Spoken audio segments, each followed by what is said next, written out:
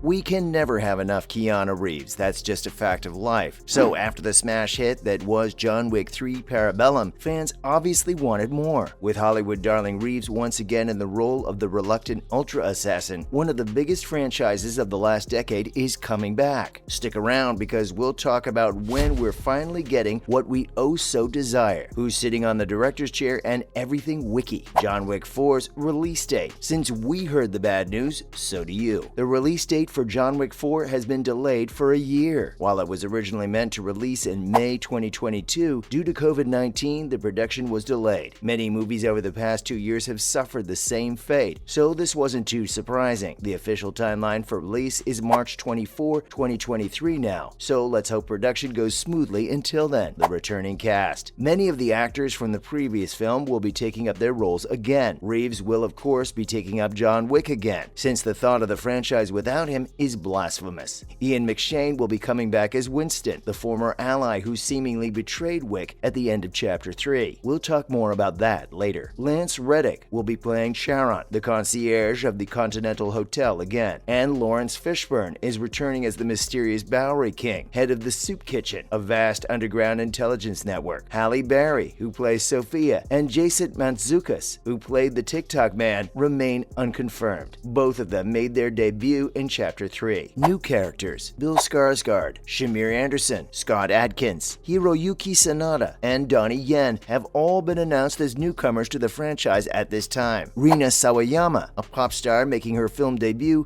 has also joined the roster. Sanada was supposed to play Zero in Chapter 3 Parabellum, a role that was eventually played by Mark Dacascos. This was the result of an Achilles tendon injury which forced him to leave the film. While the character Sanada will be playing has been kept under wraps, a comment from a Collider interview with Fishburne does imply that it will be someone named Watanabe. Chad Stahelski, a former stuntman, will be once again directing the film. He also directed the second and third John Wick movies, as well as co-directing the first with David Leitch. Shay Hatton and Michael Finch co-wrote the script for John Wick 4. Hatton also contributed to Zack Snyder's Army of the Dead and Army of Thieves, Predators, American Assassin, and The November Man are among Finch's credits. Interestingly, this will be the first John Wick project without the participation of franchise creator Derek Kolstad, who previously stated that he had not been approached to collaborate on the project. The plot for Chapter 4. While there isn't an official plot synopsis for the film yet,